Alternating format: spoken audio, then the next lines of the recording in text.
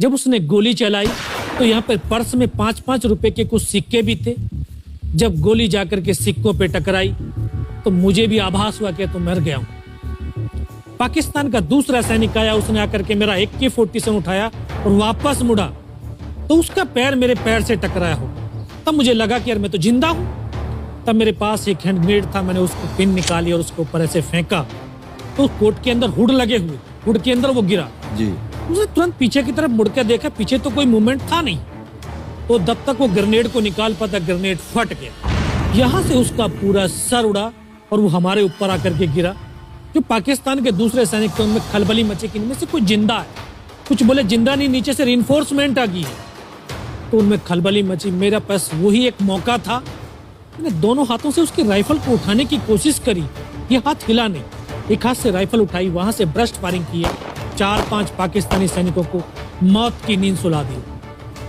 फिर बाएं हाथ से पलटा खाया, दूसरे पत्थर से 3-4 जगह से फायरिंग किया। तो जो उनका मोमेंटम था, जो हौसले थे, परस्त हो चुके थे, वो भाग खड़े।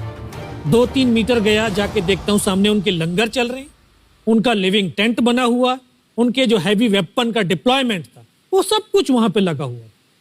उस समय जहन के अंदर एक ही पागलपन था, अपने साथियों को बचाना।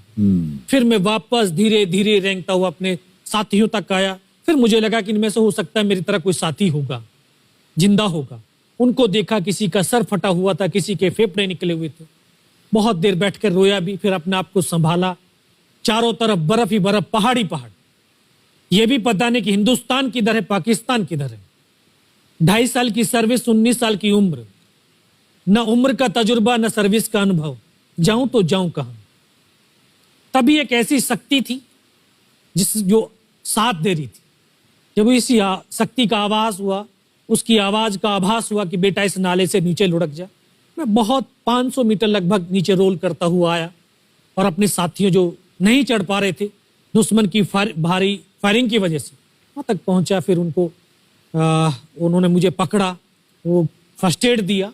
फिर वहां से जो हमारे कमांडिंग ऑफिसर थे कर्नल कुशाचंद ठाकुर, फिर उनको सूचना दिया। तो ये लगभग 1:30-2 बजे का समय था।